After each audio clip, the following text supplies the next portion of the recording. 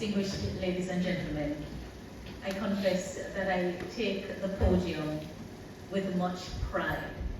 I am very pleased to be able to join the Faculty of Humanities and Education in celebrating Gandhi Day 2023. Thank you for the kind invitation, Professor. And as I try to get my device open, I couldn't help but think on whether I'll be able to stay for the lecture, Gandhi and the Jamaica Republic. It would utterly break my heart if I were called away while you begin, and I would not rely on my permanent secretary or Anastasia to report faithfully what you have said. So, I have read on Gandhi, but I, like the Honorable High Commissioner, do not profess to be a Gandhi scholar, and I do not profess to have the level of knowledge and expertise that Professor Banagana Patti has. So, I really want to share with you some counterintuitive lessons that I have learned from my reading of the life of Gandhi, and which I believe are important to me in this role. It is no secret that I have been tasked with leading Jamaica's move away from the constitutional monarchy as our form of government, which has King Charles III as King of Jamaica. We are moving to establish the Republic of Jamaica, and Professor Vivett, we are formally on the road to Republic. Formally on that road.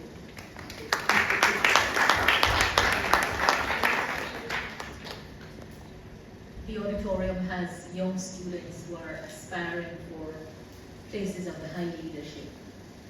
And I want to tell you that it is not all as it appears to be. When you take the journey to exercise leadership from high places of authority, there are many important lessons to learn. So the woes of the Mahatma, Gandhi wrote, are known only to the Mahatmas. In the eyes of millions of his fellow Indian, Mohandas Karamchand Gandhi was the Mahatma, the great soul. It is said that the unthinking adoration of the huge crowds that gathered to see him along the routes of his store made them a severe ordeal. He could hardly work during the day or rest at night. His fame spread worldwide during his lifetime and only increased after his death. The name Mahatma Gandhi is now one of the most universally recognized names on earth. As a leader of the nationalist movement against British rule of India, he came to be considered the father of India, and he is internationally esteemed for his doctrine of non-violent protest. Professor, you spoke to that in your opening remarks. Non-violence to achieve political and social progress. It's not provocative, it makes good sense, but sometimes it is not immediately obvious to everyone. Scholars have continued to judge Gandhi's place in history, and they will always judge our place in history. He was a catalyst, if not the initiator, of three of the major revolutions of the 20th century. The movement against colonialism, racism, and violence. And it is said that Gandhi wrote copiously. The collected edition of his writings had reached 100 volumes by the early 20th century.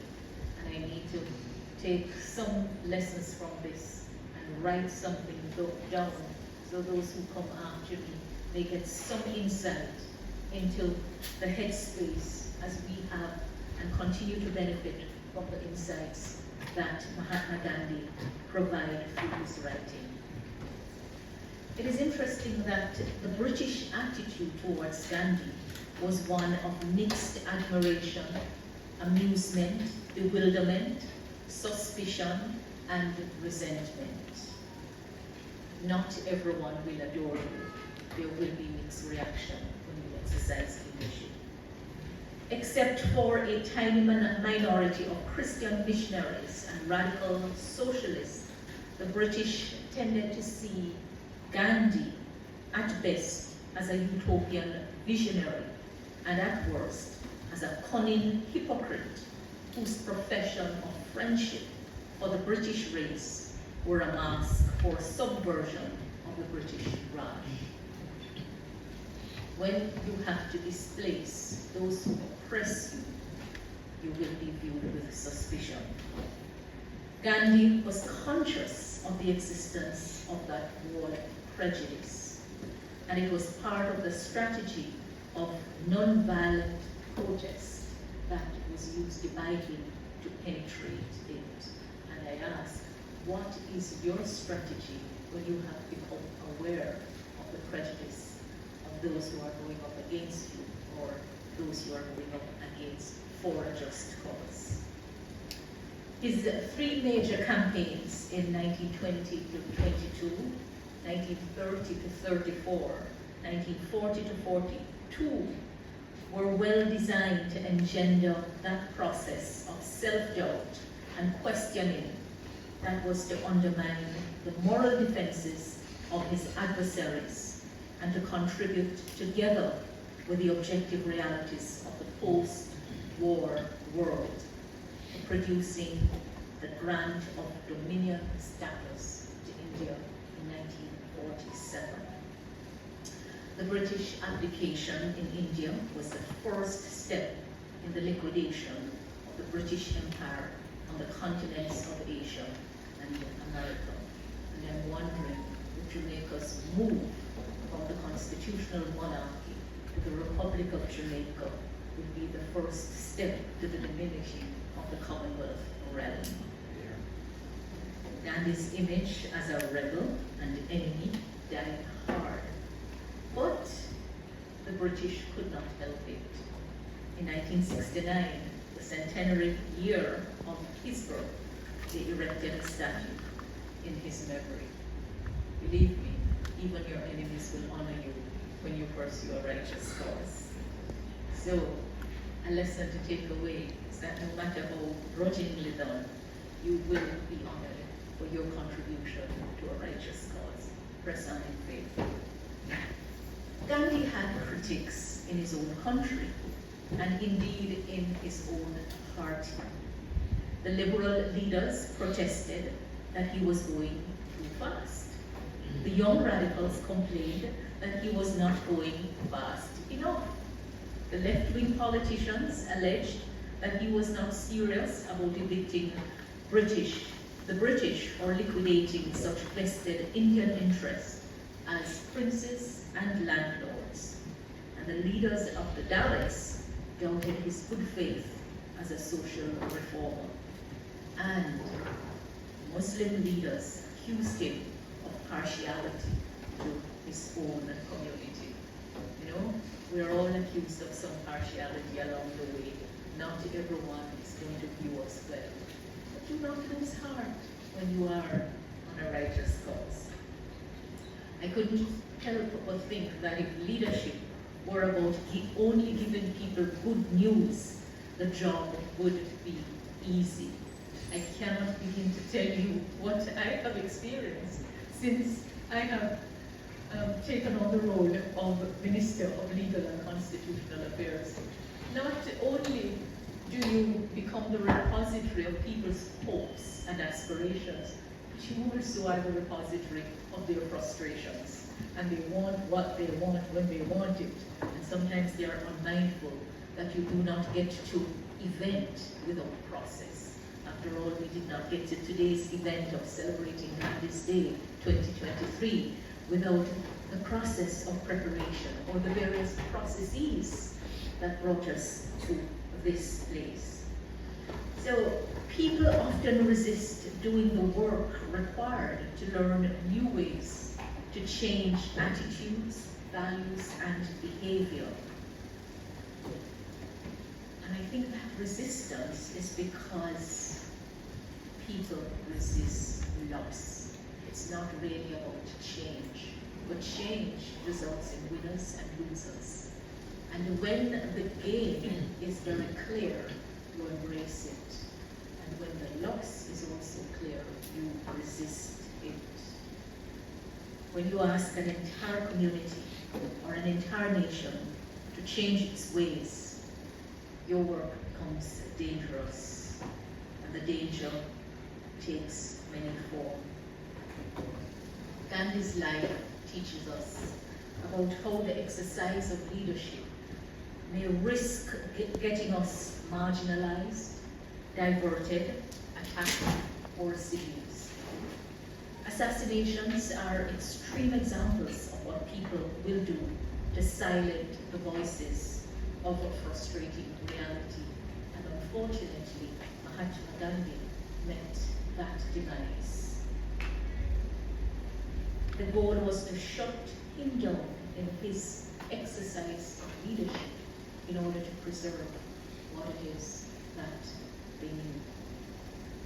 So the other lesson is that you will appear dangerous to people when you question their values, their beliefs, or habits of a lifestyle. You place yourself on the line when you tell people what they need to hear rather than what they want to hear. But take heart. Take heart. All is not lost. You will be well remembered. You will be celebrated as Gandhi has been celebrated. So I close my remarks with an advice that I found written about Gandhi, and it really had me thinking.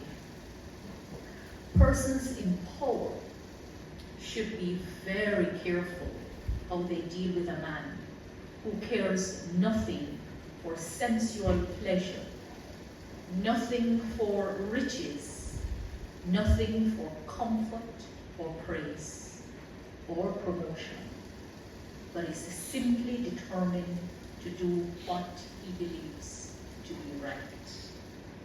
He or she is a dangerous and uncomfortable enemy, because his or her body, which you can always conquer, gives you so little purchase upon his soul. These words were prophetically written about Gandhi in the Hibbert Journal in 1918 by the British classical scholar Gilbert Murray. Truer words have never been spoken, and they remain sound advice today to those who take lightly the man or woman who is simply determined to do what he believes to be right. My closing word is that for Gandhi, truth was not something to be discovered in the privacy of one's own personal life. Truth, ladies and gentlemen, is to be upheld in the challenging context of social and political life. Long live the members